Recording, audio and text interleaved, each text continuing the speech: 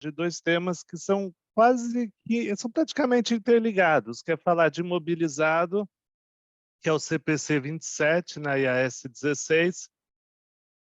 Lembrar depois que tem uma grande diferença entre essas duas normas, entre o CPC 27 e a IAS 16, e falar do CPC 28, que é a IAS 40, que é propriedade para investimento, que, na bem da verdade, ela é quase que uma continuação da norma de imobilizado. Por quê? Porque ela trata de um tipo de imobilizado que você tem a opção de mensurar valor justo em algumas propriedades. Mas é a opção de mensurar valor justo. Se quiser, você pode continuar contabilizando semelhante a imobilizado, tá? Essa norma, quando ela foi feita, lá em 1998, sei lá, por aí, um pouquinho antes dos anos 2000, ela foi a primeira norma contábil a deixar usar valor justo para ativos não monetários, ou seja, ativos que, quando a gente vê no balanço, não estão denominados em reais. Deixa eu só colocar para... Deixa eu ver se está gravando aqui, pessoal. Não está. Acho que... Eu estou gravando. Agora está gravando. Agora está, né? Então, foi a primeira norma a deixar ativo não monetário a valor justo. Ativo não monetário é aqueles que não estão denominados em dinheiro, como contas a receber, fornecedores, contas a pagar. O ativo não monetário, ele está representando um bem, alguma coisa, e não um valor a pagar ou a receber. Então, foi uma norma bem impactante. Eu acho que quando eu dei aula de apresentação das DFs, eu coloquei um exemplo da Multiplan, que eu falei, ó, um shopping usa valor justo, o outro não, e mostrei como que dá uma diferenciada muito grande no lucro de quem usa e quem não usa. Tá?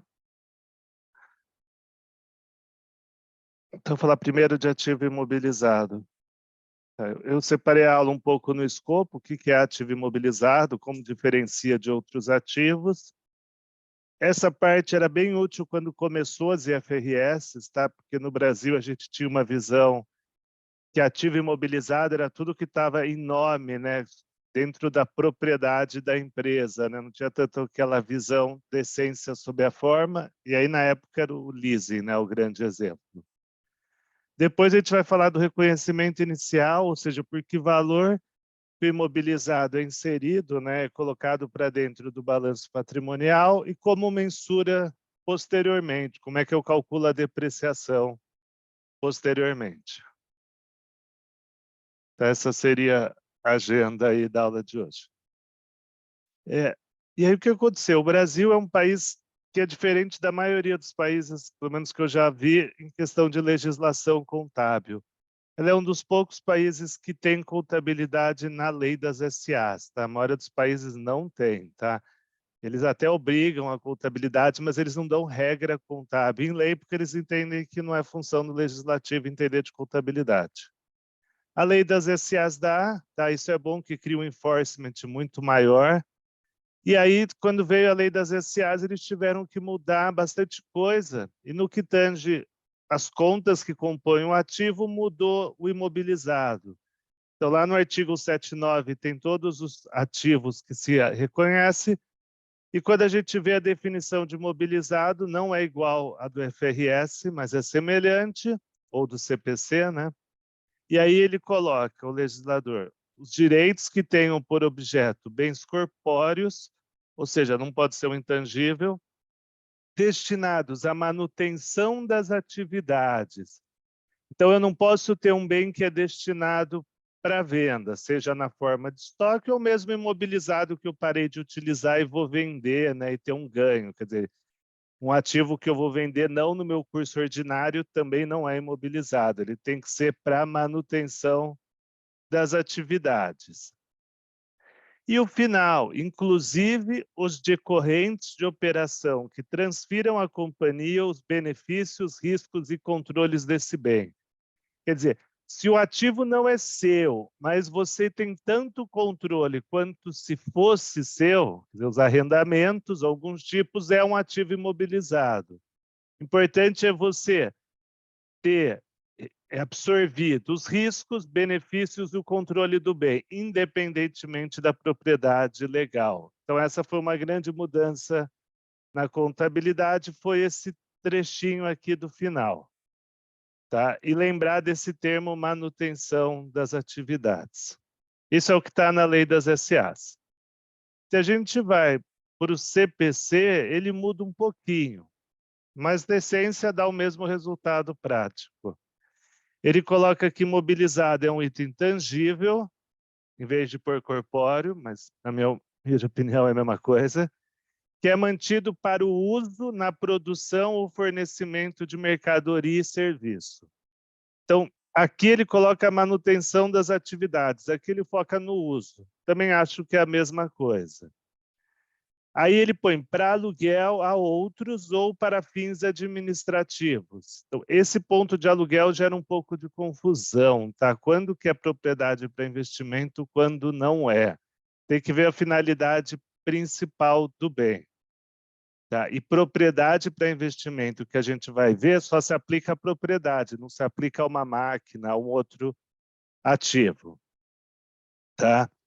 E no final, que se espera utilizar por mais de um período. Então, para ser um imobilizado, para estar no não circulante, você tem que esperar que utilize por mais de um período, por mais de um ano. Um exercício social. Tá? Então, seriam essa definição. O foco do imobilizado é ser para o uso, é você ter controle e durar mais de um período. Tá? Então, a gente vai ver que, embora você possa ter um ativo imobilizado, pensando no bem físico, não na classificação contábil, ele eventualmente pode estar como estoque. Então, acho que um exemplo que a gente usou na aula de estoque, um carro de uma concessionária de veículo. Ele é vendido no curso ordinário das operações, então ele é um estoque. E aí a contabilidade de um tempo para cá, ela tem uma outra classificação. Quando você tem um imobilizado que você quer vender e a venda é altamente provável, então, por exemplo, eu estou fechando uma das minhas unidades. Aí o board aprovou o plano de venda, preço de venda é razoável, é provável que eu venda dentro de um ano.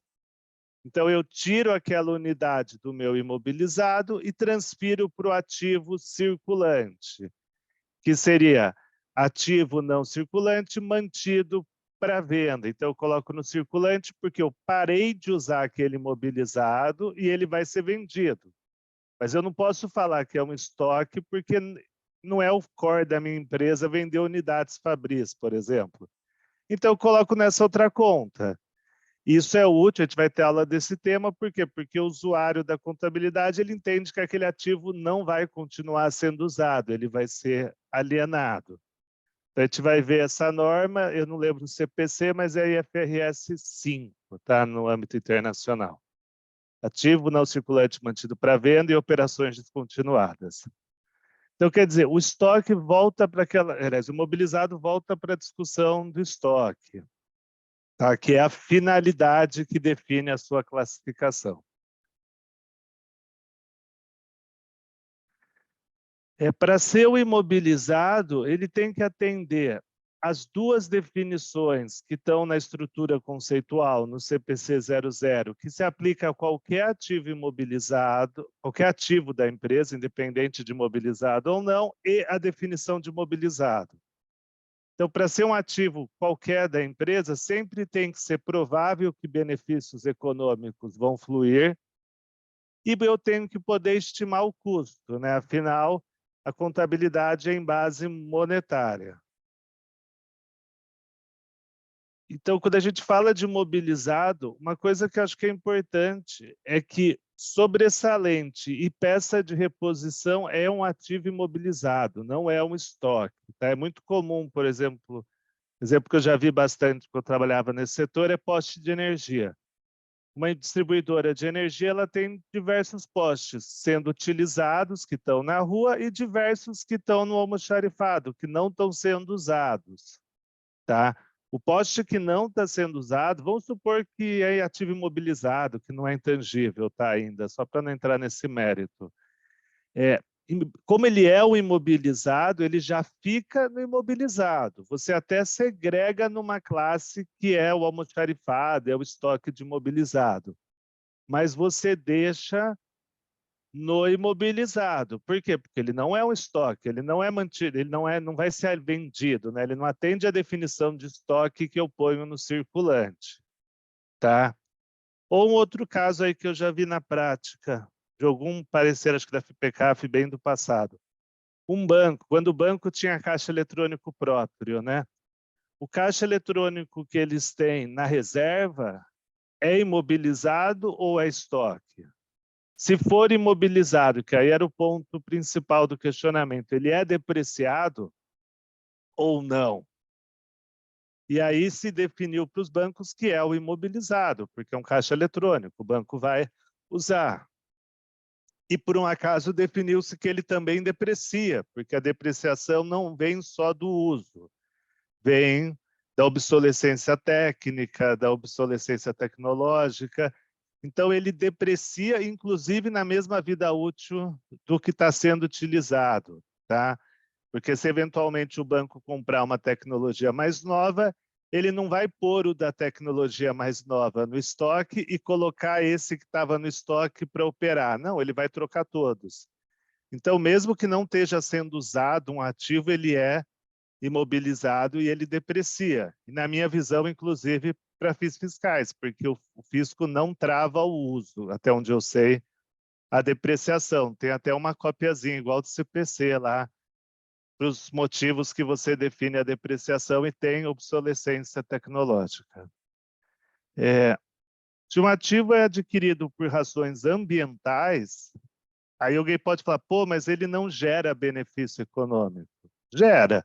Ele, no mínimo, evita a saída de benefício tecnológico via multa, via imagem da empresa. Então, mesmo se ele é um ativo, vamos por assim, protetivo e não gerador de receita, ele também atende à definição de geração de benefício econômico. Então, um exemplo um pouco do sobressalente. Um hospital possui 2 geradores. O primeiro gerador é acionado quando o fornecimento de energia for interrompido. Então, o hospital não pode ficar sem energia. Parou energia, ativa o gerador a diesel, por exemplo. E o segundo gerador, ele é o redundante, né? Ele é assim, caso acabe a energia, o gerador primário dê problema, aí eu aciono o gerador secundário. Então, mesmo sendo um gerador redundante, só para, vamos por assim, para o pior cenário, ele também é um ativo imobilizado, ele não fica no estoque, não é para inflar estoque. Na prática, é muito comum ficar no estoque, tá? Sobressalentes. Agora, se você está falando de um parafuso, de uma pecinha, que ao entrar em operação, ela nem faça o imobilizado gerar mais benefício econômico e nem estenda a vida do ativo imobilizado, ela apenas faça com que o ativo imobilizado chegue até o final da sua vida útil, aí é estoque, porque é despesa, tá? Quando você vai ativar. O que a gente fala de estoque de imobilizado, que fica no imobilizado, é tudo que quando entrar em operação é um ativo imobilizado. Aumenta a vida útil, aumenta o benefício econômico.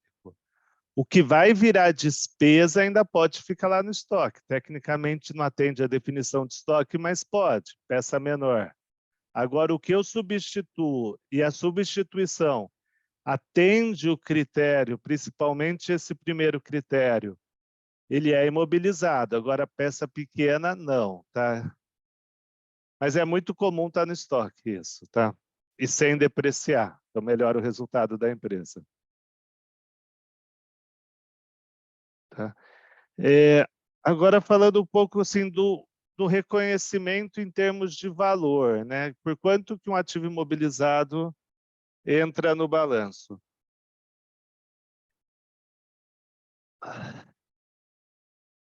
Ele entra pelo custo de aquisição, tá? sempre com impostos não recuperáveis, porque o imposto recuperável se torna um ativo à parte, né? Então, se eu compro e tenho um imposto recuperável, a parcela do imposto recuperável vira tributos a recuperar. O não recuperável fica dentro do ativo imobilizado. Descontos comerciais e abatimento. Desconto comercial é o desconto que não é financeiro. Preço de aquisição, sempre a valor presente, tá? Então, eu vou pagar R$100 no ativo daqui 2 anos, vamos supor, eu reconheço ele pelo valor presente, que dá 80.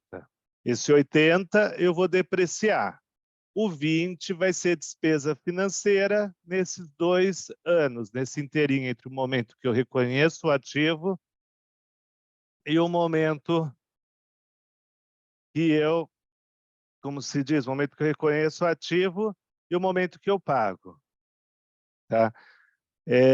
Outro ponto que dá problema aqui no preço de aquisição, eu acho que até uma interpretação do FRS, acho que tem no CPC, que é pagamento antecipado em moeda estrangeira. Quer dizer, eu vou fazer uma importação, eu pago uma parcela, só que eu ainda não recebi o ativo imobilizado. Então, a rigor, isso não é um ativo imobilizado.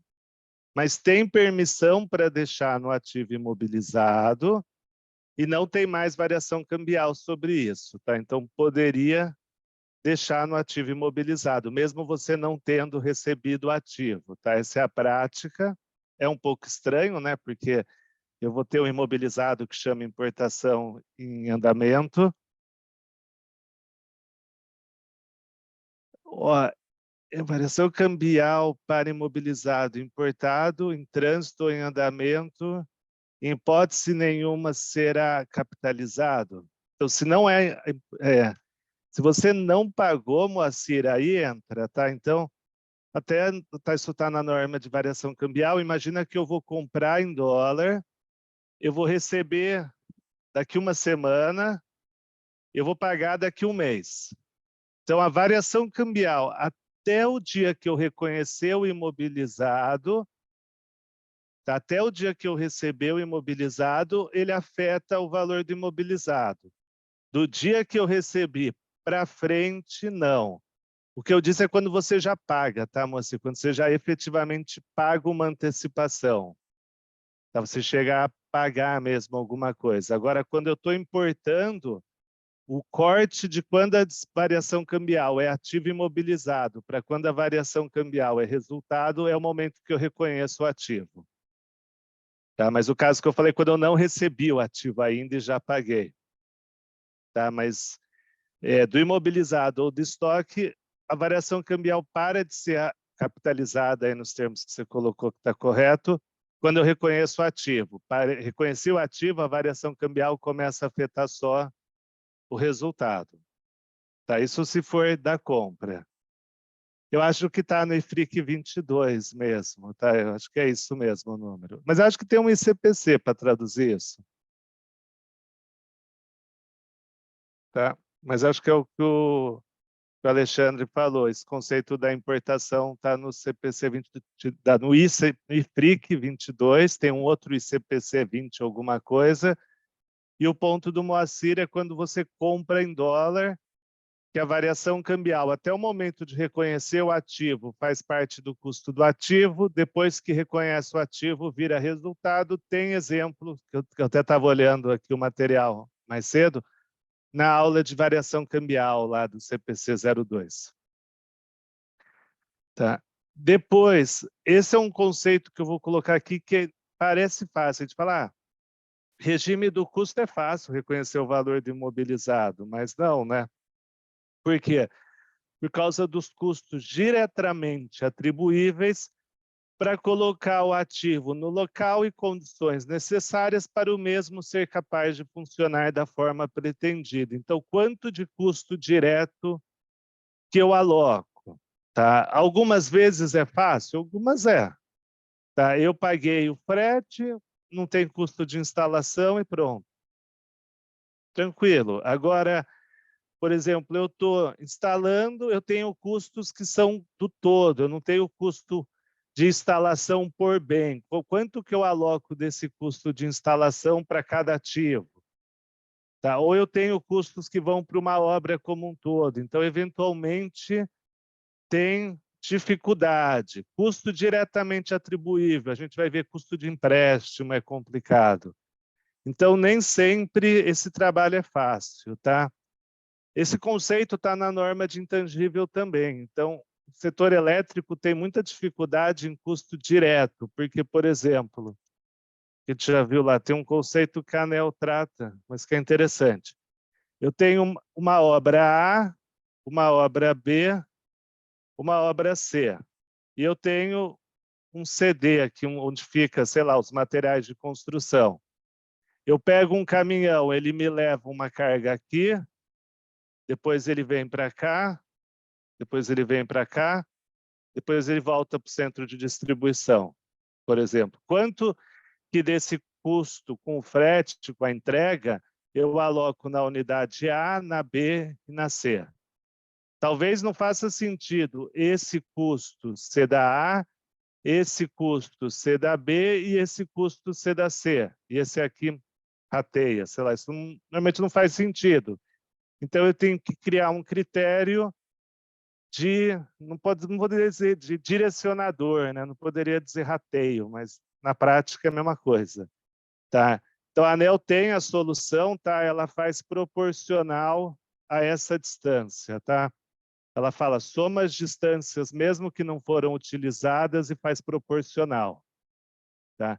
Então, quer dizer, o que parece simples pode ser mais complicado. Tá? Só apagar isso aqui. Outro ponto que é importante é, eu posso, que acho que tem até um pouco a ver com a pergunta do Moacir, diretamente, mas eu ativo custos no meu imobilizado até ele estar nas condições e localização que ele vai ser utilizado. Quando ele cumpre isso e ele já está no local e nas condições pretendidas pela administração, mesmo que eu não esteja efetivamente utilizando aquele ativo, eu viro a chave, eu paro de ativar custo e começo a depreciar. Então, quer dizer, eu paro de ativar e começo a depreciar um ativo que eu nem mesmo estou usando, ele já só está nas condições pretendidas. Tá? Então, na prática, para alguns setores é complicado dizer quando que ele está nas condições pretendidas pela administração. Tá? Quando o ativo já está sendo utilizado, legal, é fácil, né? Mas quando a data, quando ele está nas condições e a data do início do uso são divergentes, aí gera um problema. Tá? Quando a gente está falando de uma empresa de capital intensivo, isso pode dar bastante diferença, porque é o momento que eu paro de capitalizar, viro a chave e começo a depreciar. Então, esse momento acaba afetando bastante, tá?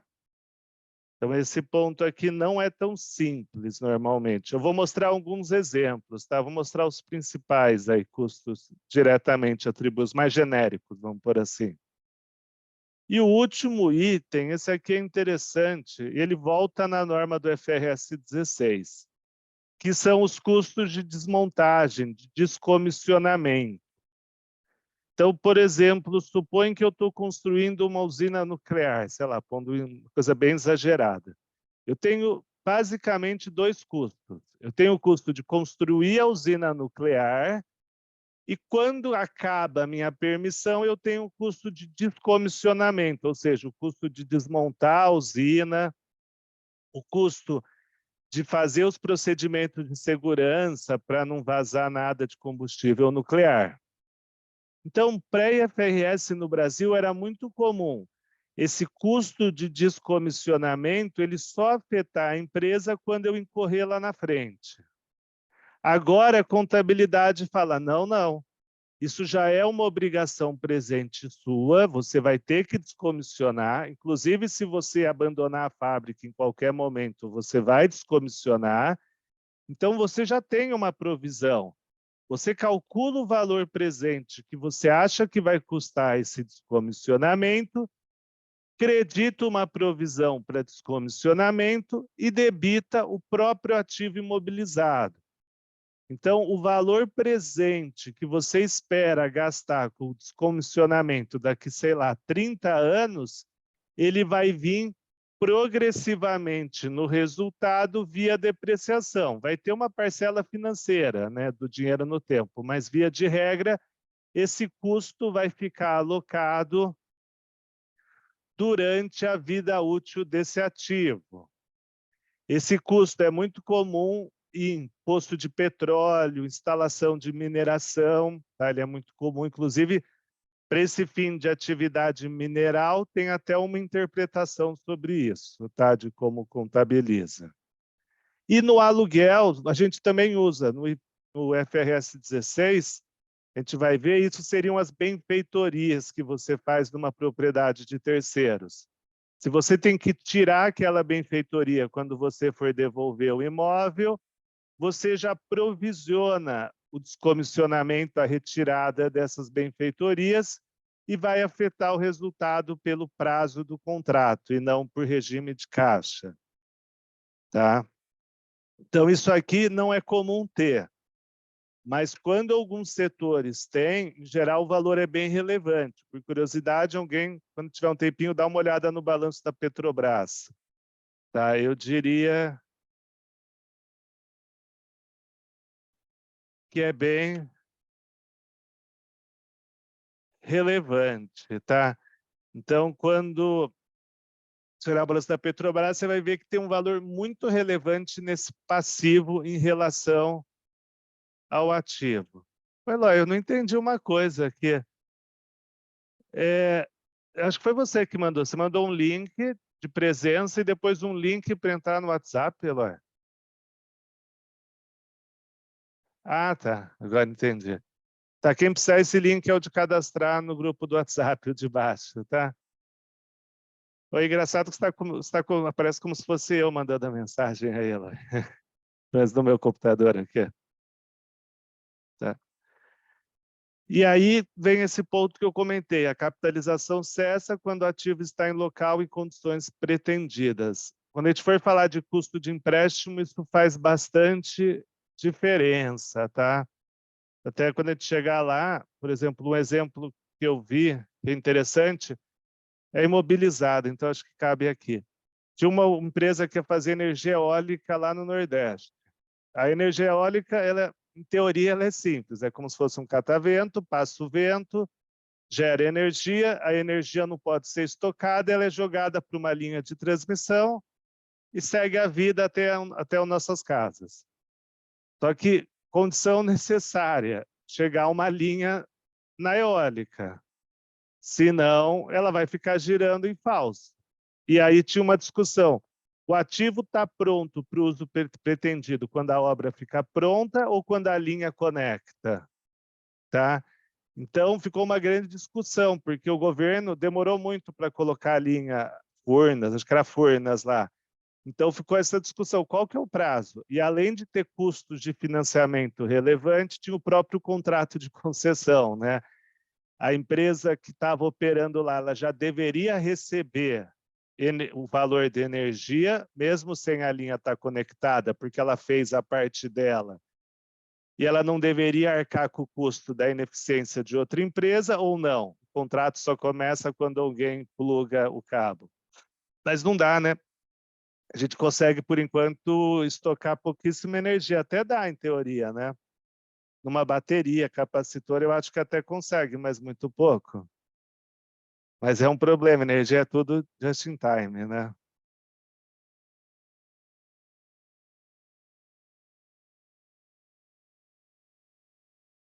Tá? Então, vou dar alguns exemplos dos custos que devem, que têm que ser capitalizados, não é uma livre escolha.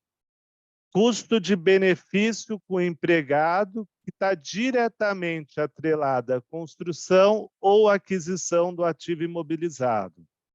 Então, aqui tem dois pontos importantes. Quando eu falo de custo de empregado, entra tudo, tá? Tudo que está na norma de benefício ao empregado entra, tá? Até eventualmente, se aquele funcionário tiver um plano de stock option, entra. É tudo, não é só salário, tá?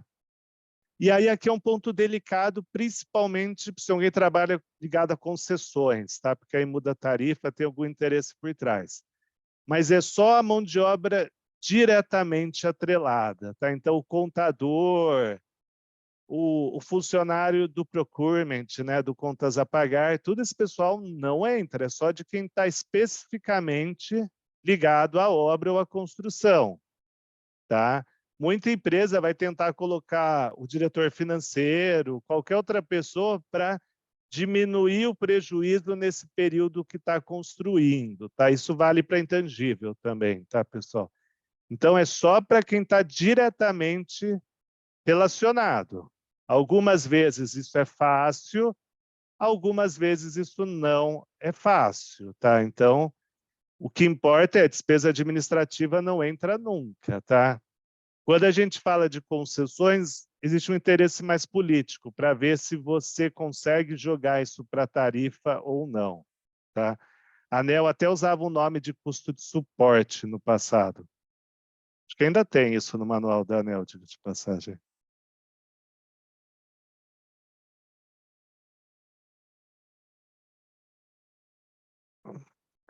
Tá. Custo de preparação do local. Então, você vai fazer um prédio, você tem que fazer terraplanagem, entra. Custo de frete e manuseio. Entra, mas é o frete do fornecedor até aonde você pretende instalar o imobilizado. Se for você que paga, sim. Custo de instalação e montagem. É o que a gente chama aí de comissionamento, do custo de setup. Entra. Por quê? Aí alguém fala, pô, mas a máquina está funcionando, independentemente de testar. Não. Em geral, você precisa montar, você precisa fazer o setup, tá? E aí, pessoal, esse eu vou tirar, porque ele, inclusive, já está no próximo slide, tá? Até o ano passado, se você tinha um custo para teste, tá? Você tinha que testar se estava funcionando, aí você produzia algumas unidades, o valor líquido que custou para produzir, menos para vender esse lote de teste, você podia ativar. Mas o ano passado entrou em vigência que não pode mais, tá? Então, se vocês pegarem as DFs, aquelas normas que acabaram de adotar, tá esse ponto, tá? Isso aqui foi alterado, tá? Eu esqueci, eu acho que até tá no próximo slide duplicado. Mas tá aqui, ó, último item. Eu coloquei aqui, esqueci de tirar aqui. Então, essa foi uma das últimas mudanças de mobilizado. Aquele custo de produzir o teste, antes era obrigado a capitalizar, agora não.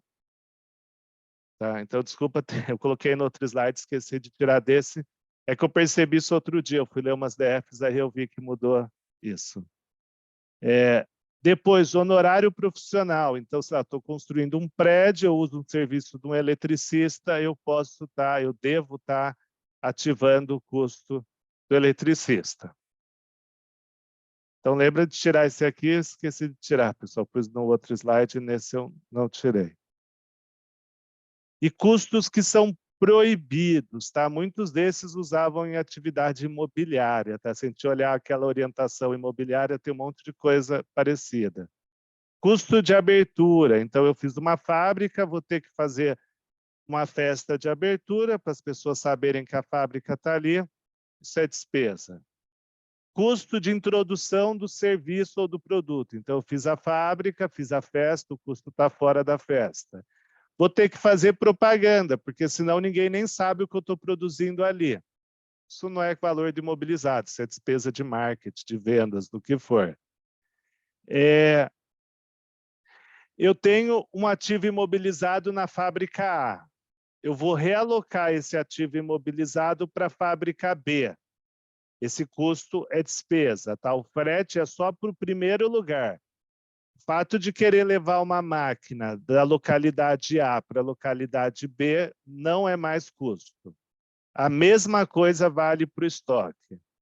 Tá? Lembrar, tem uma certa sinergia de procedimentos contábeis, estoque, imobilizado, intangível, contrato de construção, tem tudo um racional semelhante.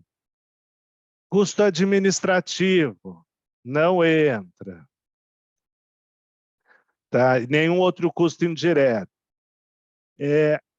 Custo quando o ativo está sendo subutilizado. Eu não posso ativar um prejuízo operacional inicial. Tá? Essas duas coisas são bem semelhantes. Então, quando o ativo ainda está operando assim, em baixa produtividade, eu não posso estar ativando esses custos da baixa produtividade. Agora, esse item tem muito a ver com esse, tá? Então, quer dizer, se eu estou reorganizando meus ativos imobilizados, eu estou pegando uma linha de produção e estou passando para outro lugar, isso é despesa, tá? Então, por exemplo, esse tem um exemplo aqui de um cliente nosso que vai ter que pegar uma linha de produção inteira de uma fábrica, 100 metros de linha de produção, e levar para outro estado.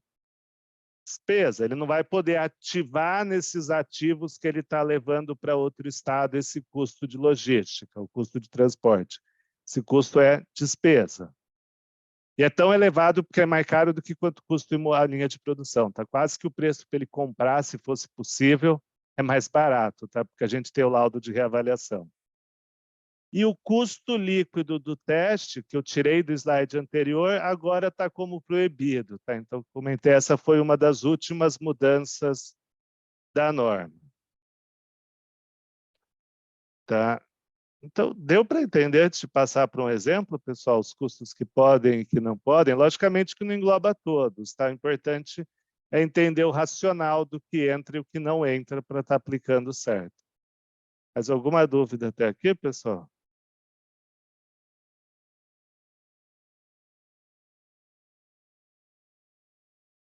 Então, pessoal, eu queria que vocês tentassem fazer esse aqui. O que eu queria saber? Eu dou diversos custos, eu queria saber o total. Quer dizer, esse não entra, esse entra por metade do valor. E assim por diante, tá? Então, eu queria que vocês chegassem num valor total, tá, pessoal? Aí quem for terminando me fala a resposta.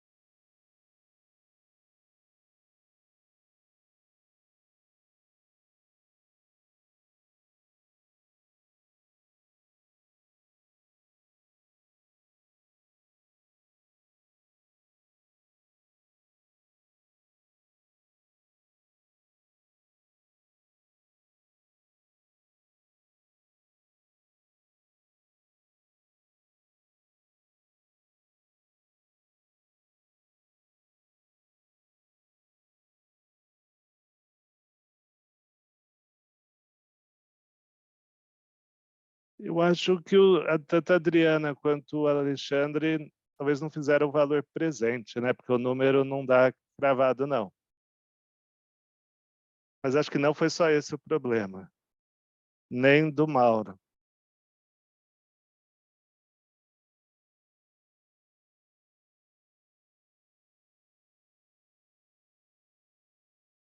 Então, o número de vocês aí já está muito cravado aí para estar certo.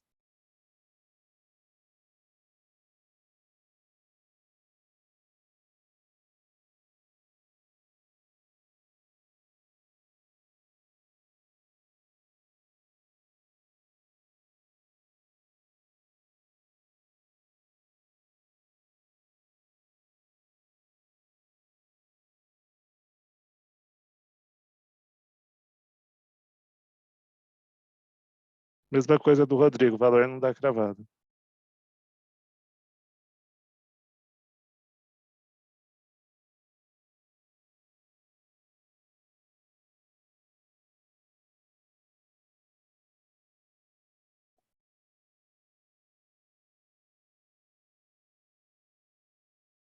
Opa. Você acha que você quer? Eu já dei a resposta para vocês, né? Com só coisas que você querer, eu fui mexer aqui para ver a resposta, aí você querer alterou o que estava na apresentação. Tá, pessoal? Então, você que achei que não mudava, de eu mexer aqui junto. Então, só para corrigir, pessoal, aqui, ó, é porque eu não tá muito, eu tenho até a resposta do próximo slide, mas está muito pequeno, não conseguia ler aqui. Então, vamos lá. Compra de terreno, pagamento a prazo em 2 anos, taxa de desconto de 10%. Então, o que eu tenho que fazer? Eu tenho que pegar os 100 mil, dividir por 1,1 uma vez, dividir por 1,1 duas vezes, tá? Então, matematicamente, a conta é essa, tá? Valor presente é igual a 100 mil dividido por 1,01 elevado à segunda, porque são 2 anos, tá? Então, eu tenho que dividir por 1,1 duas vezes. Por isso que eu comentei com a Adriana, com o Alexandre, com o Mauro e com o Rodrigo que o número tinha que ser não cravado, tá? Não podia ser 000. Depois tem o custo com materiais. Pode ser, está dando quanto de diferença? Eu estava justamente fazendo essa conta, Mauro, aqui, porque antes incluía esses 2 itens, aí eu tirei, talvez ficou errado aqui, mas aqui está certo, tá, Mauro? Com certeza. E o comentário que eu fiz do resultado de todo mundo também está certo. Então, a gente já faz a conta aqui, que essa conta é tranquila. Mas deixa eu ver se não está batendo mesmo. Agora eu fiquei curioso. 222, né? Eu acho que dá. Eu não entendi, Eloy, seu comentário. Desculpa. Então, materiais sem imposto, tá? Foi o jeito que eu achei mais fácil de colocar. 100 mil, entra. Impostos não recuperáveis, entra. Imposto recuperável, não entra. Por quê? Porque o imposto recuperável vira um tributo a recuperar, então ele não entra. Honorário de engenharia, entra. É o último item que eu coloquei no slide do que entra. Depreciação, entra, tá? Então, vamos supor assim, eu estou fazendo um prédio, eu preciso levar um guindaste, a depreciação do guindaste entra. Ela é como se fosse, tá, pessoal? Como se fosse o aluguel, tá? E o resto não entra. Tá? Só ver se a soma está certa, que eu mudei na última hora. 82.645 entra, 100 mil mais 5 mil mais 35 mil mais. Não. O valor correto, acho que está certo. A parte mais fácil não está certa, né? É 22.645. É isso que você chegou, né, Mauro? Tá, isso porque esses 2 itens, custo de teste e receita do teste, antes entrava, tá? Eu acho que aceitei rapidinho aqui e eu fui fazer de cabeça e errei a conta. Mas os conceitos, deu para entender todo mundo, pessoal?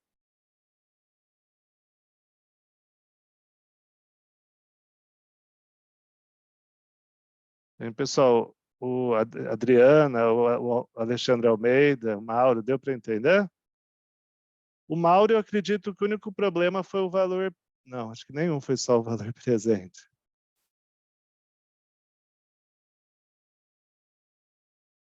Tá. E, eu vi Juliana, né, que está com o e-mail aqui, é isso, né? Não é esse seu nome, né, Juliana?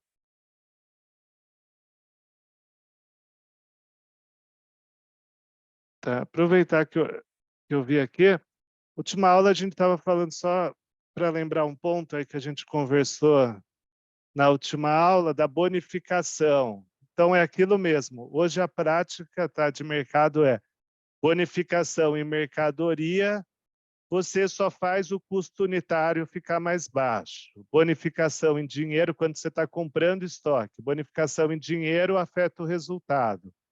Bonificação em mercadoria é como se fosse uma redução do custo unitário. Acho que foi a própria Juliana que eu vi aqui que ela está com o e-mail e que fez a pergunta, tá? Então seria isso mesmo a prática de mercado. E aí, enquanto isso, pessoal, eu queria que vocês fizessem esse aqui. Quer dizer, eu comprei tudo isso por que valor que é reconhecido, tá? Como a questão originalmente tinha alternativa, eu tirei. Tá bom, pessoal?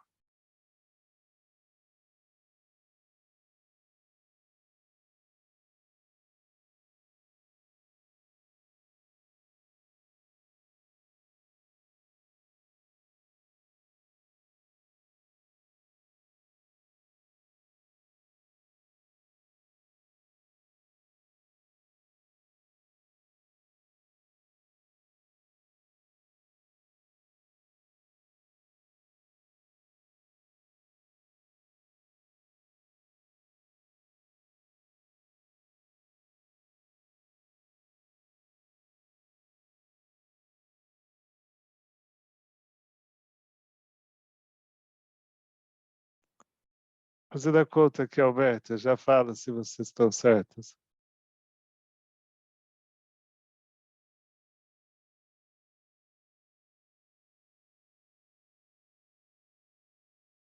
Estão certos. Tá, todo mundo que está mandando a resposta está certo por enquanto, tá?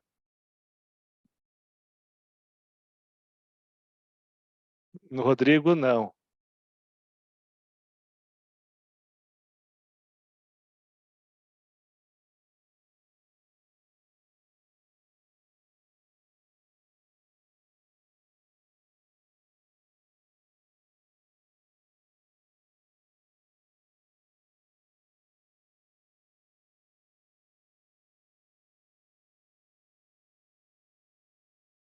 E aproveitando, eu vi seu nome aqui, o Paulo. Você conseguiu achar aquele ponto que eu te passei lá, o que você me perguntou, os artigos, os itens da norma, Paulo? Aproveitar que eu vi seu nome aqui na frente. Consegui sim, Gustavo. Deu tudo É certo. que é uma, é Obrigado, uma, viu? é uma leitura meio indireta aquilo que eu concluí, tá? Então, acho que a Juliana, né, também não está certo, tá? O Eloy que aparece como se fosse eu, tá certo. Aliás, a Glenda, né, acho que mandou essa mensagem, né, Glenda? Agora, foi você, né? Que tá certa, tá?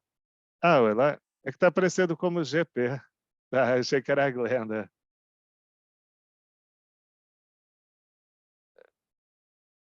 Então, o Michel, tá certo, a Gabriele, não, o Jarbas tá certo.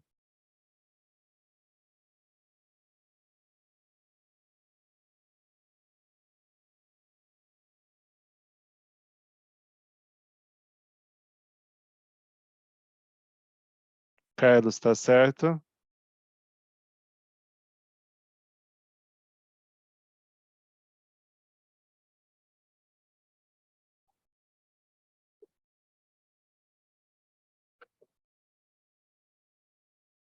Tá. Então, vindo aqui, o que entra, pessoal? Tem um contexto aí que fala que comprou de uma empresa que está em falência, tal, algo que pouca diferença faz. Então, é o preço, custo de treinamento, não, tá? Por quê? Porque o ativo funciona independentemente das pessoas saberem ou não operar o ativo. A gente está falando do ativo estar funcionando e não o ativo dentro do contexto da empresa, tá? Aqui eu já vi bastante discussão com, por exemplo, parametrização de sistema. Você vai instalar um sistema na empresa, é intangível, mas o racional é o mesmo. Você vai instalar um RP numa empresa. Você desloca alguns funcionários para ajudarem na parametrização. Então, o salário desses funcionários faz parte do intangível. Por quê? Porque sem parametrizar não funciona.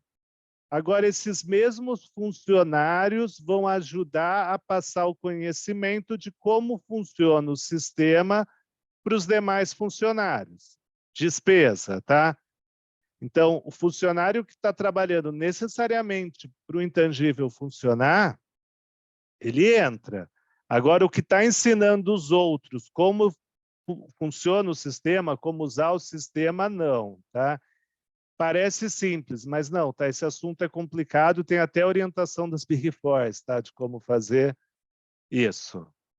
Tá? Eu estou falando um pouco de intangível, que na aula de intangível eu vou evitar um pouco falar as mesmas coisas, tá? Para tentar mostrar o que tem de diferente. Então, esse não entra.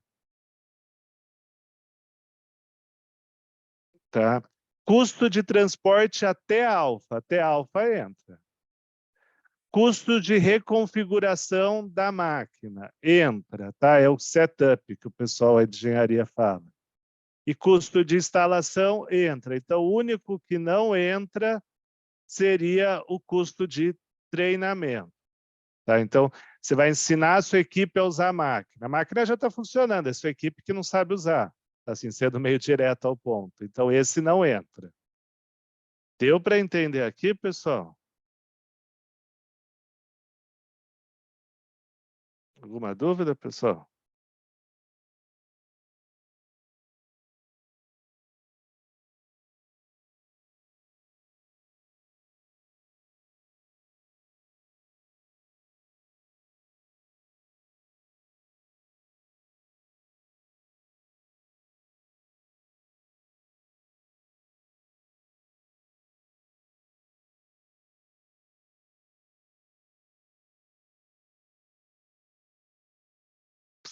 Ah, agora sim, Eloy, está aparecendo certo. Obrigado por avisar aí, Juliana.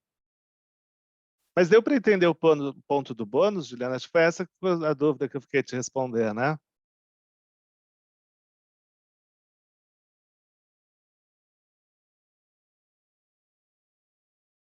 Tá, e a explicação minha eu peguei no mercado, mas o pessoal de Ribeirão também mandou o entendimento deles, tá? Então, pessoal, foi dos dois lados, eu escutei a mesma conclusão, tá? Do estoque ali em bonificação. Agora a gente concluiu o reconhecimento inicial, passa para a segunda etapa, que seria... Ah, você tem exatamente isso. Mas eu já tinha deles e consultei um colega meu que é meio especialista nessa parte também. Tá. Então, agora falar um pouco da mensuração subsequente. Quer dizer, o que reconheci inicialmente, como é que eu vou fazer subsequentemente. Tá? Os próximos passos depois do reconhecimento inicial, entre aspas, a depreciação. Tá? Esse foi um dos pontos do porquê, não sei se todo mundo estava trabalhando já com contabilidade ou auditoria na época que adotou as IFRS. Quando adotou a IFRS, essa norma falava duas coisas. Ela falava, ó, ou você volta desde a origem do ativo imobilizado, calcula os custos de jeito certo, usa a vida útil a correta desde a origem que você comprou o imobilizado. E aí muita gente fala, pô, isso é impossível de fazer, né? Não era nem reais quando eu comprei esse imobilizado. Então a norma falou, legal, eu aceito que é difícil. E aí falou, em vez de voltar tudo para a mensuração subsequente desde a origem, faz uma reavaliação de ativos de uma vez só. Em vez de chamar de reavaliação de ativos, chama de custo atribuível, ou deemed cost em inglês. Por quê? Porque não tinha como refazer a depreciação no passado. Todo mundo usou. Tem empresa que falou que a reavaliação deu o valor contábil, né? Mas em teoria fez. Por quê? Porque esse tratamento é muito difícil fazer de forma retroativa, o que a gente vai mostrar em vários slides. Então, nesse slide, pessoal, tentei fazer um resumo do que a gente vai entrar ponto a ponto, tá? Quando eu estiver falando nos próximos slides. Então, uma coisa interessante é entender que eu tenho um custo do meu ativo, que é o que a gente apurou nos slides anteriores. Esse custo eu tenho que segregar em duas parcelas. Uma parcela que representa o valor depreciável, o valor que vai fazer frente à utilização do ativo, que é o que vai gerar depreciação. E uma outra parcela que eu chamo de valor residual. É o valor que eu espero vender aquele ativo no final da sua vida útil. Tá? Como que eu calculo esses dois valores? Eu sei o custo, eu estimo o valor residual e, por diferença, eu chego no valor depreciável. Tá? Então, eu tenho o custo, estimo o meu valor residual, por diferença, eu chego no valor depreciável. A gente vai mostrar tudo isso com conta. O que eu queria que ficasse bem claro? Uma questão de nomenclatura. Tá? Muita DF tem nomenclatura errada. Se você pega o custo de um ativo, reduz a depreciação acumulada, você chega no valor contábil líquido do ativo, ou o que o pessoal fala no carrying amount do ativo. Tá? Valor residual é uma coisa que quase ninguém tem, mas valor residual é por quanto você espera vender aquele ativo no final da sua vida útil. Custo menos depreciação acumulada é valor contábil líquido. Tá? Se vocês pegarem DF da Bolsa, a nota explicativa de imobilizado, metade das empresas usam de modo errado. Tá? Isso não é uma opinião. Valor residual é definido em norma. Tá? Valor residual não é custo menos depreciação acumulada. Nem em português, nem em inglês, tá? Nem no SGAP. Outro conceito importante. Hoje a gente deprecia um ativo pela vida útil e não vida útil econômica. Aí o que é a diferença de vida útil para vida útil econômica? Vida útil econômica é quanto tempo aquele ativo consegue ficar em uso, independentemente de quem está utilizando. A vida útil econômica não depende das intenções da empresa, não depende de quem está utilizando. Hoje a gente usa o conceito de vida útil. Vida útil é o ativo para a empresa, dado o uso da empresa. Então, a gente vai ver, ele é função de diversos fatores, mas ele é o ativo para a empresa. Tá? Então, tem um conceito até um pouco diferente do fiscal. Então, a vida útil depende do uso que a empresa dá. Então, vamos pensar um exemplo. Eu sou uma empresa de ônibus, eu faço transporte São Paulo, hipotético, tá, pessoal, para o Rio de Janeiro. Um ônibus para fazer essa linha São Paulo-Rio de Janeiro pode ter, no máximo, 5 anos de uso. Uma outra empresa, ela faz transporte dentro da cidade de São Paulo. Então, o ônibus dentro da cidade de São Paulo, hipoteticamente, pode andar 8 anos. E aí acabou o uso do imobilizado para ficar mais simples. Vida útil, 5 anos, que é o tempo que eu posso usar esse ônibus, São Paulo-Rio. Vida útil econômica, 8 anos. Por quê? Porque a empresa que comprar esse ônibus lá na frente, ela ainda pode usar 3 anos dentro do município de São Paulo. Tá? Então, a vida útil é sempre para a empresa. É uma análise específica da utilidade do ativo para a empresa. Tá? Então, seria isso. E o último conceito que eu não mostrei, a gente vai falar, tem o valor depreciável, tem a vida útil. Quanto eu tenho de depreciação por ano? Então, tem uma coisa que a depreciação representa o padrão de consumo dos benefícios econômicos. Tá? Tudo que está como asterisco precisa revisar todo ano. Ninguém revisa, mas em teoria precisa, tá? Eventualmente, inclusive, de parecer de engenharia externa ou interna, tá? Mas precisa. Tá? Empresa que usa taxa fiscal, via de regra, está errado. Tá? Poderia estar certo? Poderia. Mas, via de regra, a vida útil fiscal ela é mais próxima da econômica. Tá? Então, se uma empresa usa a vida útil fiscal, provavelmente está errado. Ou a empresa tem o ônus de provar que está certo. Tá? Eu falo isso que tem um cliente aqui do escritório que usou por anos vida útil fiscal, tá? Uma indústria, inclusive. Big Four, auditando, passou por todo mundo. Depois de 20 anos, depois de 10 anos, perceberam o problema. Pode fazer internamente, tá? Até hoje, Juliano, o melhor laudo que eu vi, eu como não engenheiro, foi um de uma filial da Petrobras, que eu fiz o trabalho, e aí eles fizeram um laudo interno super preciso, tá? Mas é um trabalho que pode ser interno ou externo, tá? Não faz diferença. A empresa só precisa, quando é interno, ela provar que tem a capacidade de fazer isso. Olhando o laudo de engenheiro, é uma conta difícil? É, mas não me parece ser outro mundo também. Para um engenheiro fazer, logicamente, não eu, tá? Então, normalmente precisa. Quem é PME também tem isso, tá? O PME eu acho que ele é um pouquinho mais leve, assim, mas também revisa. E aí lembrar que você muda a vida útil tem efeito nos tributos diferidos, mas é uma obrigação. Mas muita empresa usa a vida útil fiscal, tá? É bem comum, mas naturalmente tem algo estranho. Tá? Então deu para entender esse resumo, agora a gente vai entrar ponto a ponto, mas alguma dúvida por enquanto, pessoal?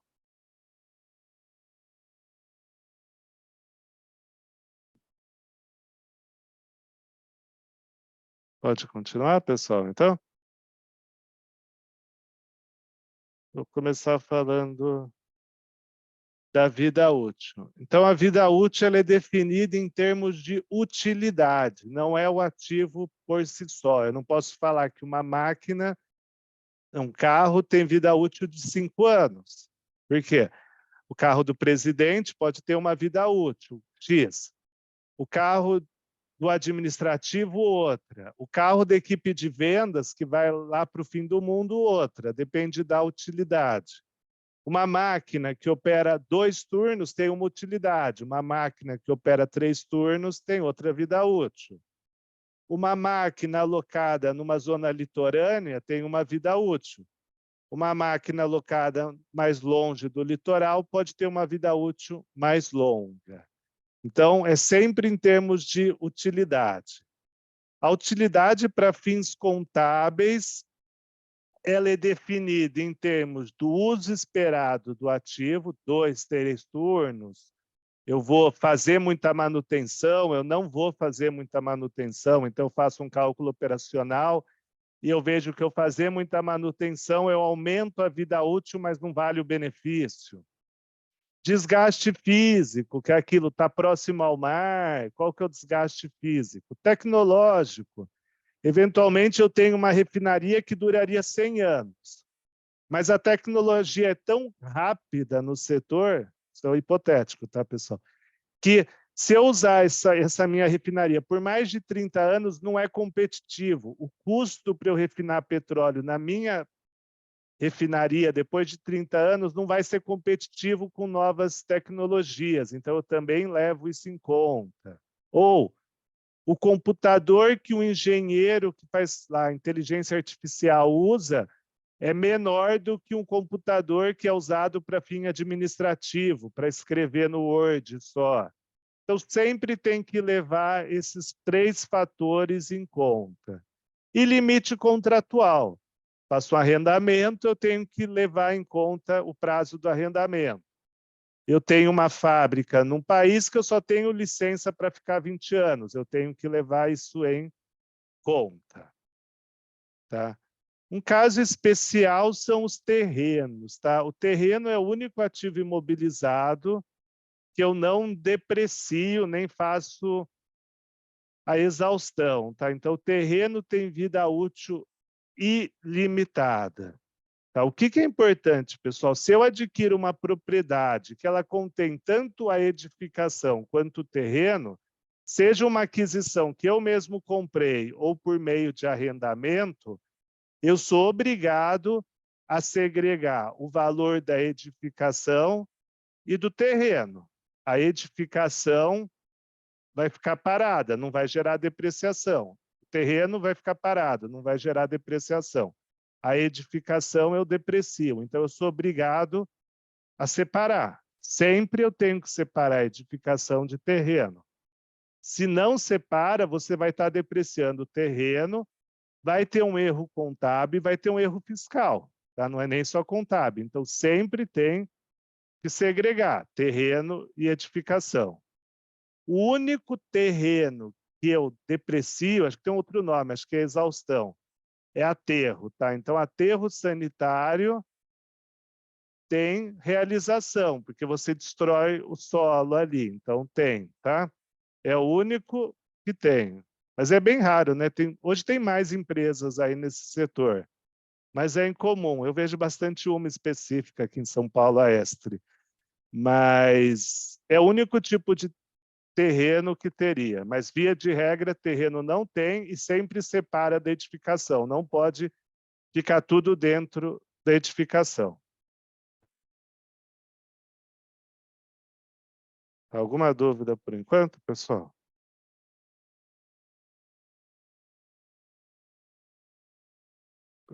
Eu vou passar para valor residual. Tá? O valor residual, em tese, ele representa por quanto eu espero vender aquele ativo no final da vida útil. Tá? Então, ele é sempre por que valor que eu espero vender.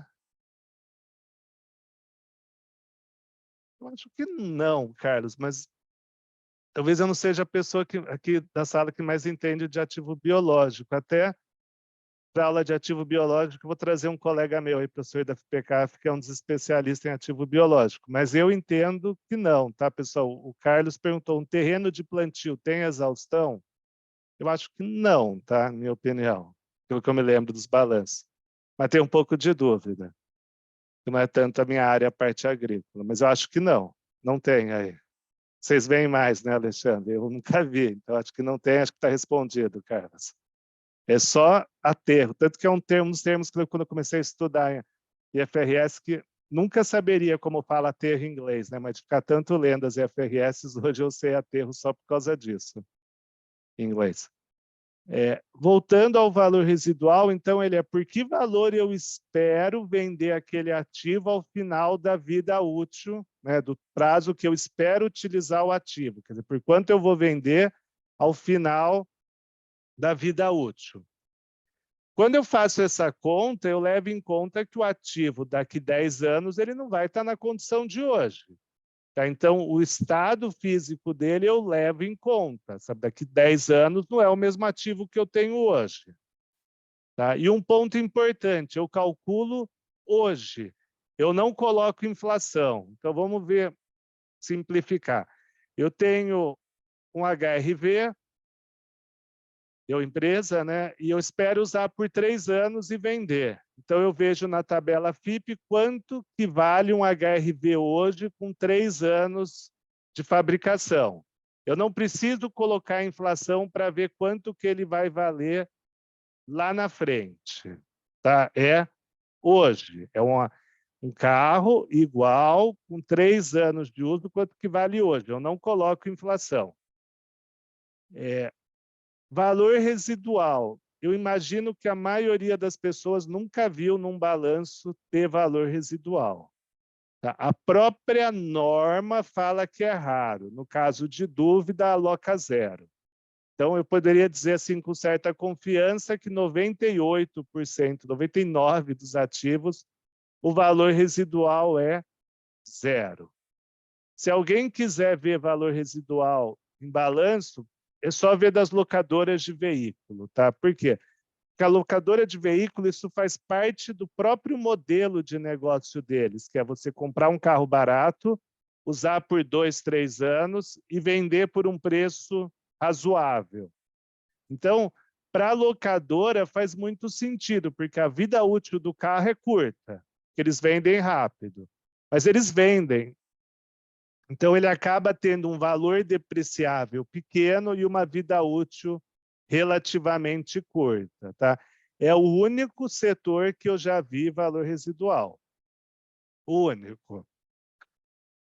Se o valor residual for maior do que o valor contábil, quer dizer, o meu ativo em algum momento esteja contabilizado, valor contábil líquido 10, valor residual 20, eu posso parar de depreciar. É uma das pouquíssimas situações onde a suspensão da depreciação é permitida, quando o valor residual passar do valor contábil. Deveria ocorrer isso? Pouco. Isso só faz sentido para uma contabilidade perfeita se no passar do tempo o valor residual cresceu. Um dos motivos, cada ano o valor residual pode ter efeito inflacionário, o valor contábil não pode ter correção monetária. Mas é muito, muito raro, tá? Eu deixo aqui mais por ser uma coisa um pouco diferente. E sempre lembrar quanto vale o ativo hoje, quanto vale um ativo nas condições que eu espero que ele tenha no final da sua vida útil, mas hoje eu não coloco inflação. Tá? Isso é bem raro, mas é interessante para entender o racional de como contabiliza imobilizado. Aí eu queria que vocês tentassem fazer esse aqui, pessoal.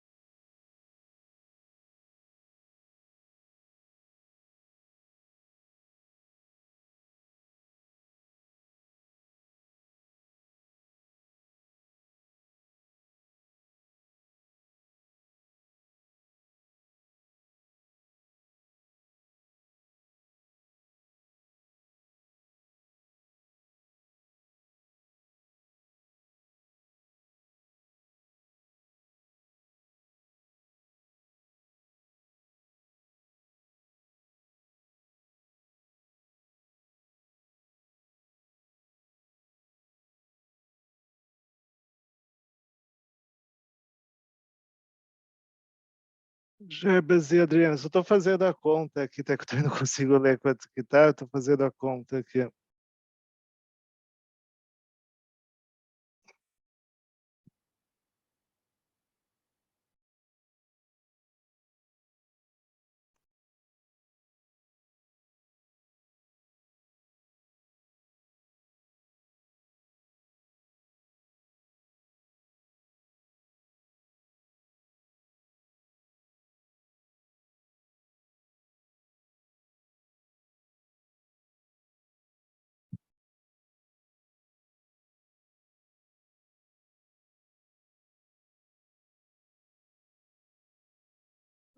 Jarbas, não está certo. Tá. Gemerson, eu acho que o seu, inclusive, tem o mesmo problema do Jarbas, mas tem mais um, tá? Eu acho que tem que olhar as datas aí. Só estou fazendo a conta. Arredondando, acho que você está certo, Alexandre. Se o seu número tiver mais alguma coisa depois, acho que bateu com o meu, que eu estou até conferindo aqui. Certo, Jarbas. Agora de vocês bateram. Eu imagino, Gemerson, é o jeito que eu tentei falar mais discreto, que era isso. Então, o Jarbas agora acertou. Gemerson foi esse ponto, a Adriana foi um pouquinho mais alto, O Cirilo também foi um pouco mais alto. O Alexandre agora acertou. O Jarbas acertou. Isso mesmo, Jamerson. Tá certo, Eloy?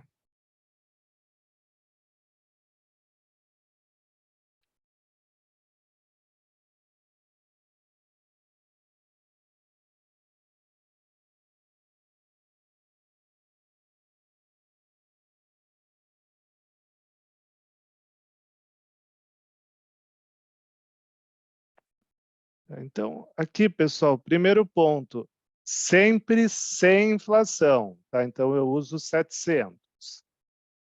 E lembrar que eu estou falando de 6 meses e não de um ano, tá? Eu estou falando de julho a dezembro, 6 meses. E eu tenho que usar o 700. Tá? Então, a conta seria 6.500. Desses 6.500, eu tiro 700, que é o valor residual. Custo menos valor residual, eu chego no valor depreciável. O valor depreciável eu vou depreciar em 12 anos, ou seja, em 144 meses. E aí eu calculo a depreciação de 6 meses, tá? Aqui seria 20x7, tá? Aqui dá 241. Então, deu para entender, pessoal? Algumas pessoas eu vi que utilizaram o 900, algumas eu não entendi exatamente como chegaram no valor. Porque refiz aqui a conta de algum... O que eu vi aqui, eu vi que foi isso. Mas deu para entender, pessoal?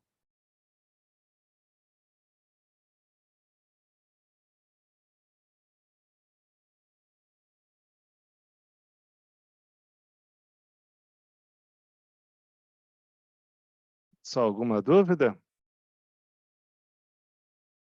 Então, esse ponto aqui é muito mais de atenção, mas teve gente que percebeu de cara, tá? Que são 6 meses. Vou lembrar até aqui. Tá, eu vi que foi para o Jarbas, Adriana, pelo que eu entendi, embora a resposta não tenha sido perfeita de primeira, o fato dos 6 meses perceberam. Tá, e o Alexandre foi o primeiro, acho que a acertar perfeito. Então, parabéns aí, Alexandre. Fico mais atento aí. Tá, então podemos continuar? Alguma dúvida desse aqui, pessoal?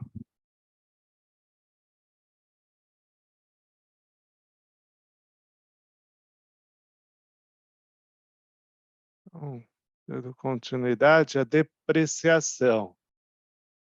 Tá? A depreciação, por muito tempo, ela foi tentada achar uma ciência, uma explicação lógica, tá? Depreciação, até tendo aula com o professor Eliseu aí na enciclopédia, a depreciação surgiu a necessidade da depreciação com as ferrovias americanas, sei lá, 200 anos atrás, quando a empresa fazia lá a ferrovia e depois não considerava depreciação, tinha um lucro gigantesco, porque não tinha mais CAPEX, e distribuía quase todo o lucro ao acionista. Quando precisava fazer obras na ferrovia, não tinha dinheiro, porque não considerou isso, né, a depreciação no resultado. Depois disso, por um tempo, a depreciação começou a ser um item que não afetava o resultado, e sim afetava o patrimônio. Você criava uma reserva para reposição do ativo imobilizado. Uma hora esse conceito foi por terra. E aí começou-se a discutir, pô, eu tenho que calcular a depreciação por custo de reposição, por alguma coisa assim? Aí uma hora eles falaram, não, vamos criar uma coisa muito mais... Isso faz muito tempo já. Vamos criar alguma coisa muito mais pragmática. O que é a depreciação? É a alocação sistemática do valor depreciável, que a gente já mostrou, de um ativo ao longo de sua vida útil. Então, é simplesmente eu pegar o custo, ver quanto desse custo que é valor depreciável e alocar durante a vida útil do ativo, ou seja, para fazer a competência, o matching contábil, né, a confrontação com a receita que aquele ativo gera. Tá?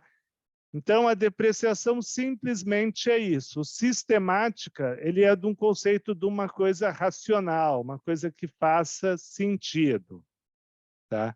Então, a depreciação, esse termo é bem importante que está na norma, ela reflete o padrão de consumo dos benefícios econômicos. Tá?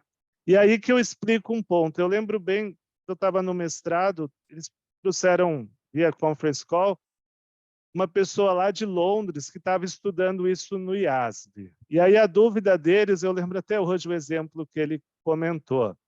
Ele falou que tinha um brinquedo num parque de diversão que ia operar, sei lá, 10 vezes por dia. No começo, o brinquedo era muito novo, então ele operava cheio e custava super caro o ticket daquele brinquedo. Com o passar do tempo, o brinquedo começou a ficar meio velho ali, né? Ele não era a principal atração do parque de diversão. E aí a empresa teve que reduzir o preço do ticket. Isso já era planejado desde a origem, tá, pessoal? Que o preço do ticket vai diminuindo porque o brinquedo vai ficando obsoleto em relação aos outros. Então, a receita líquida que aquele brinquedo vai gerar, esquecendo a inflação, ela reduz, porque o ticket diminui, mas ele vai continuar operando 10 vezes por dia. Tá? Então, o cenário que eles criaram lá em Londres para discutir isso era esse, era um brinquedo que no começo o ticket, sei lá, custava R$ 100, depois de uns 3, 4 anos passava para R$ 30, diminuía muito. E aí a pergunta que eles fizeram internamente no IASB, consultaram aí o mercado, era: a minha depreciação deveria ser maior no começo e menor no final, ou ela deveria ser constante? O que vocês acham, pessoal? Isso foi uns 10 anos atrás, discutiu esse assunto lá. Você acha que deveria reduzir a depreciação ou não? Eu fazer decrescente ou não?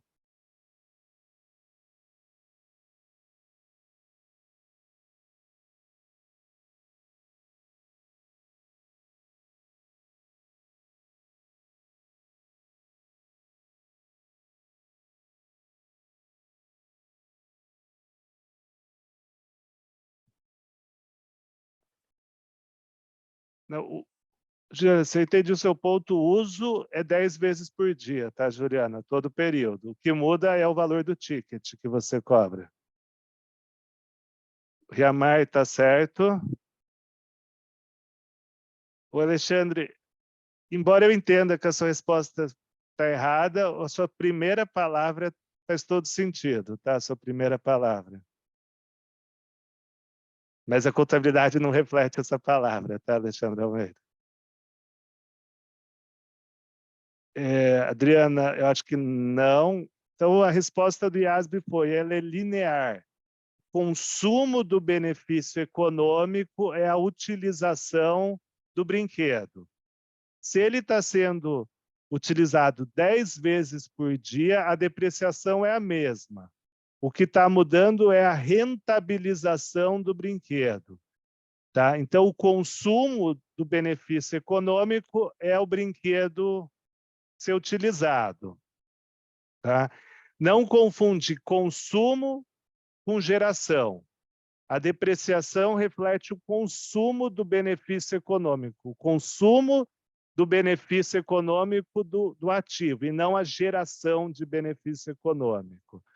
Por isso que o Alexandre escreveu, economicamente faz mais sentido. Eu entendo que economicamente faria sentido ser decrescente.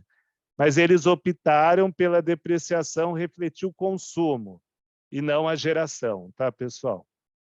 Deu para entender esse ponto? Isso foi uma das últimas coisas aí que se discutiu de ativo imobilizado, tá? Parece uma coisa simples, mas chegou no board do IASB, tá? Era até um membro do board que deu esse exemplo para a gente, tá?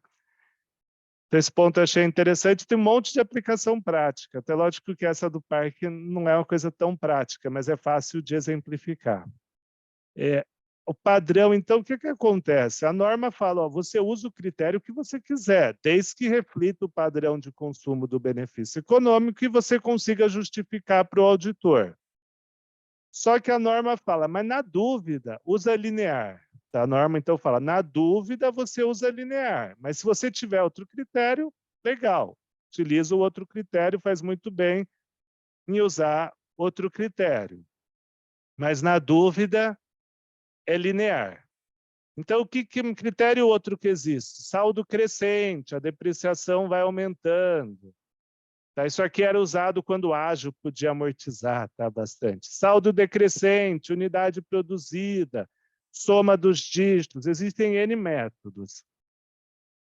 Eu já vi empresa que não usa linear, mas é difícil encontrar. Ter valor residual nunca, praticamente tem. Não ser linear é raro, mas eu vejo, tá? Eu já vi algumas vezes. Mas é raro. A lógica do linear é que você erra menos, tá? E aí você tem uma certa proteção na norma para, na dúvida, usar linear, tá? Então, isso existe um nível de proteção, tá? Mas eu já vi ser diferente. Você tem lá a conta de depreciação acumulada, né? Então, você vai reconhecer sua cota de depreciação no período, você acredita a depreciação acumulada. O débito, a regra geral do débito é ser no resultado, né? Ou como custo ou como despesa. Essa é a regra geral. Mas a norma de ativo imobilizado fala, se uma outra norma deixar o débito sendo ativo, pode. Então, eu posso no estoque, eu posso na construção de um ativo imobilizado. Se eu sou uma empreiteira, eu posso, está lá no CPC de Receita, no CPC 47, mas eu só posso reconhecer o débito dentro do ativo se alguma norma permitir. A regra geral é ser resultado. Tá? E o último ponto que é interessante é, eu comprei um ativo só, eu comprei um avião, acho que é o exemplo mais clássico disso que tem. Eu não preciso depreciar todo o avião com a mesma vida útil ou no mesmo padrão, tá? Então, o que acontece? Eu posso quebrar o avião, entre aspas, contabilmente em diversos componentes, tá? Eu sou obrigado a quebrar, é uma coisa de julgamento. Se alguns componentes têm vida útil diferente ou padrão de consumo diferente, eu sou obrigado a, vamos por assim o termo, como é que é, pessoal? Componentizar o ativo. Então, eu faço, a turbina, eu vou depreciar por quilômetro, né? Sei lá, porque ela tem uma vida útil de, sei lá, 200 mil quilômetros, vamos supor. O trem de pouso é por pouso. O resto do avião é por 10 anos. Então, se eu tenho partes com vida útil diferente ou padrões de consumo diferentes, eu tenho que criar componentes, tá? Também é legal criar componente quando você vende partes no meio do caminho, porque se você vende parcelas do ativo imobilizado no caminho, você precisa ter o valor contábil, ou é melhor ter o valor contábil daquele componente que você está vendendo. Tá? Um setor que é super comum ter componente é quando você tem partes que precisam de um overhaul, assim, de uma manutenção que para a fábrica, tá? Porque se você tem que parar a fábrica para fazer uma manutenção no seu forno industrial, o custo dessa parada é um componente separado. E o custo da parada, ele vai ter uma vida útil, que é o intervalo das paradas programadas, tá? Então, o custo para parar um forno industrial, ele vai ser depreciado pelo intervalo que você tem que fazer essas paradas, tá? Então, é obrigatório componentizar, mas é sempre uma coisa subjetiva, não tem regra de ouro, mas é comum fazer isso, tá? Inclusive, na norma de PME, também precisa. Tá? Então, esse ponto é importante, é complexo, tá? E exige muito controle no sistema, aí seja no TOTOS, no SAP, num controle, num sistema in-house. É importante conseguir, tá? Isso não é fácil. O que eu não recomendo, que eu já vi empresa que faz, é criar um ativo imobilizado para cada componente. O ideal é criar componentes de um mesmo ativo imobilizado, tá? Senão vira uma bagunça o controle do ativo imobilizado, lá o módulo do asset vira uma bagunça. Tá? O ideal é você ter o forno, e ter os componentes, ter o avião e ter os componentes em subcontra.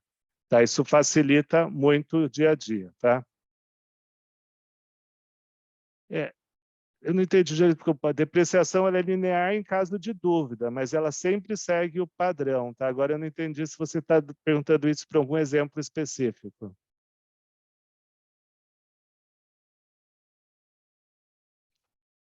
Juliana?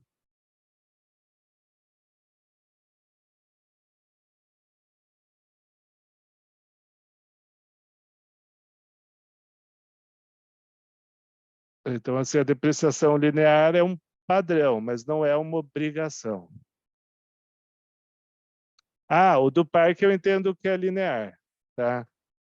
Ah, desculpa, agora que eu entendi. Nossa, eu só vi agora, Juliana, desculpa, agora que eu entendi. Isso que está na minha cara aqui o trato. Então, pessoal, aí só para finalizar essa parte de mobilizado, eu vou mostrar aqui, mas a gente faz no Excel junto, tá? Então, é um exemplo totalmente teórico, que é para calcular a depreciação em todos os anos. Mas esse eu faço com vocês. Então, eu estou falando que o ativo tem um custo de 1.000, eu vou dando a vida útil remanescente em todos os anos, eu vou dando o valor residual em todos os anos, e eu estou colocando o impairment. Aí do impairment, pessoal, tem uma simplificação. Em geral, o impairment é feito no último dia do ano. Eu estou colocando no começo do ano para ficar um evento por ano, tá? Uma alteração de estimativa contábil por ano. Por isso que eu estou colocando o impairment no começo do ano. Nunca ouvi falar de uma empresa que faz no começo do ano. Em geral, é no final. Mas eu estou colocando no começo simplesmente para simplificar. E lembrar, quando eu mudo vida útil e quando eu mudo o valor residual, isso é uma mudança de estimativa contábil e não de correção de erro, tá? Mas aí é um negócio que eu comentei quando eu falei de política contábil. Se você usava vida útil fiscal e vai ter que mudar, aí pode ser um erro. Não é que você estimou errado, é que você adotou a norma de modo errado. Você não adotou o conceito de vida útil. Aí pode ser um erro. Mas em situações normais, mudança de vida útil de valor residual são estimativas contábeis. Mas o linear para correção de erro é bem sutil. Então, pessoal, eu vou pôr esse exemplo no Excel, a gente faz junto, até por isso que eu já não mandei, mas eu mando para vocês a resposta depois, tá? No próprio Excel. Eu só estou acertando aqui para inverter, pessoal. Tela do Excel.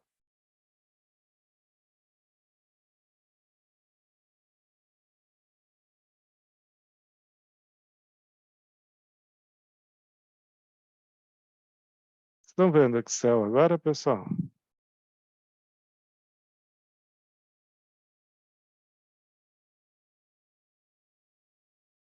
Tá bom o tamanho ou tá muito pequeno?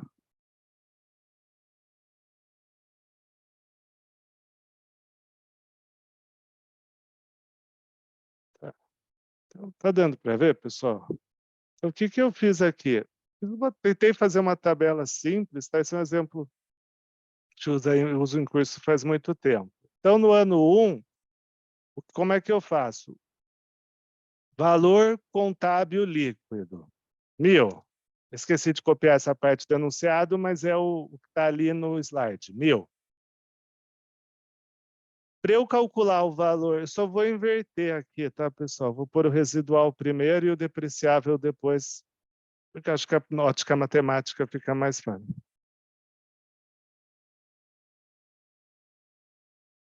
Então, 1.000 é o custo inicial, valor residual 100. Logo, valor depreciável é o custo, né, o valor contábil líquido, menos o residual. Então, de um custo de 1.000, 100 é valor residual e valor depreciável 900. Vida útil remanescente, 9. Logo, a depreciação vai ser quanto? Vai ser o valor depreciável dividido pela vida útil. Por um menos. 100. E não deu impairment. Então, eu queria entender, pessoal, se todo mundo conseguiu entender o racional que eu usei para chegar no valor depreciável e o racional que eu usei para calcular a depreciação. Deu para entender, pessoal?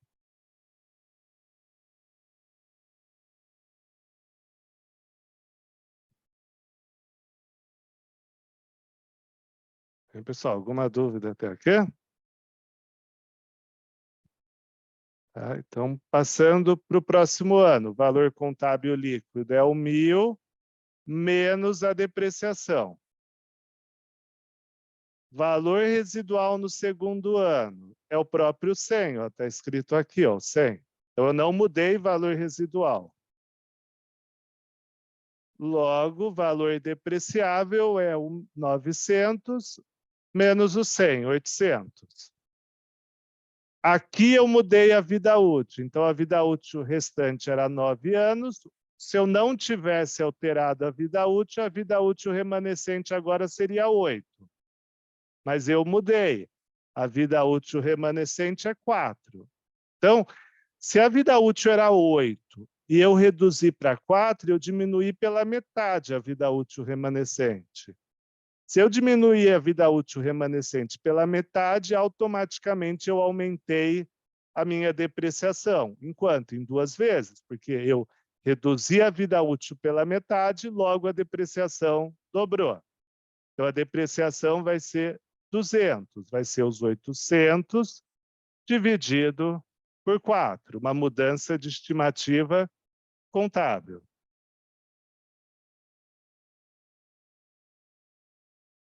Deu para entender aqui, pessoal?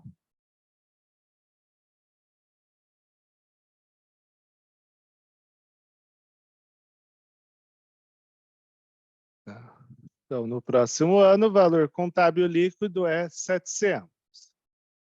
Agora, se no primeiro ano, né, no ano 2, eu mudei a vida útil, agora eu estou mudando o valor residual. Então, o valor residual, que era 100, passa para 40. Logo, o valor depreciável vai ficar um pouco mais alto. Tá? Vida útil, eu não alterei. Então, se no ano 2 faltavam 4 anos, no ano 3 faltam 3 anos.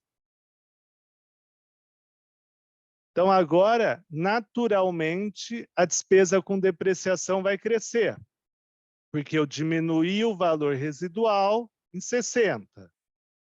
Faltam 3 anos, essa redução de 60 ela vai ser fracionada nos 3 anos. 60 dividido por 3, 20. Então, a minha depreciação vai ser majorada em 20. Eu reduzi o valor residual em 60, logo eu aumento a minha depreciação em 60 dividido por 3, que é a vida útil remanescente. Então, vai dar 220, que é o 660 dividido por 3. Deu para entender aqui? Deu para entender assim, o racional matemático de quando muda a vida útil e valor remanescente, pessoal?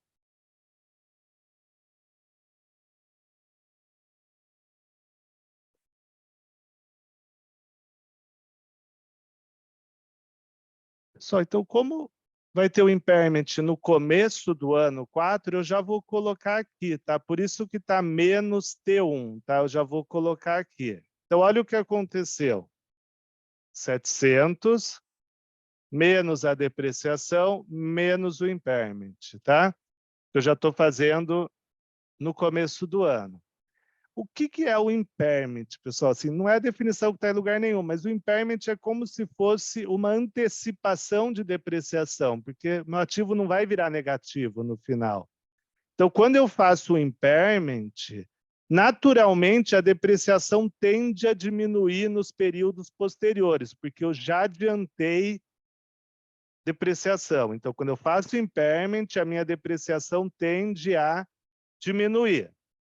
No caso concreto, eu fiz um impairment de 40. Faltam 2 anos. Então, a minha depreciação vai diminuir em 20 cada um dos anos, considerando um ceteris paribus, né, que nada mais muda. Então, impairment nada mais é do que uma antecipação de depreciação. Para fins contábeis, pessoal, impairment é numa conta específica. Então, eu tenho custo, depreciação acumulada e impairment acumulado. Tá? Eu faço uma conta credora apartada. Então, eu tenho custo, depreciação acumulada e impairment acumulado, ou perda de recuperabilidade econômica acumulada. Tá? Eu mantive no ano 4 o mesmo valor residual, logo o meu valor depreciável diminuiu. A minha vida útil remanescente se manteve, então se era 3 anos, agora faltam 2, e a depreciação volta para 200, porque eu antecipei 40, faltavam 2 anos, então eu vou reduzir a minha depreciação em 20 ao ano. 0 aqui.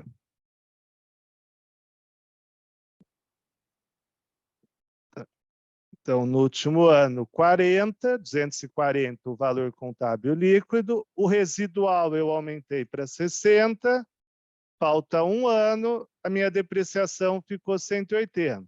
Em tese, pessoal, em tese, esse valor de 60, ele tem que ser bem próximo ao valor de venda. A gente não precisa ser extremado de considerar que é o valor de venda, mas deveria ser algo próximo. Porque conforme você se aproxima do final da vida útil, as incertezas sobre o valor residual vão se exaurindo, vão sumindo, né? Então tende a ser um valor próximo, mas não precisa ser o valor certo, tá, pessoal? Qualquer diferença entre o valor residual e o valor de venda é um ganho ou uma perda no resultado. E lembrar, vender imobilizado não gera receita líquida, gera lá o outros, tá? Então, seria isso. Deu para entender esse exemplo, pessoal?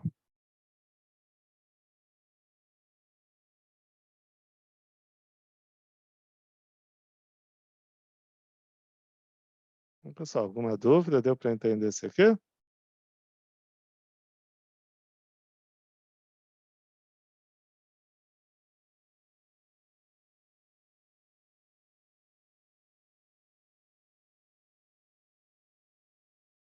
Outra coisa, pessoal, então vamos fazer assim. Como propriedade para investimento é curto, mas não é 10 minutos, vamos deixar para a aula de intangível, que eu acho que dá tempo tranquilamente. A aula de intangível, eu estou tentando,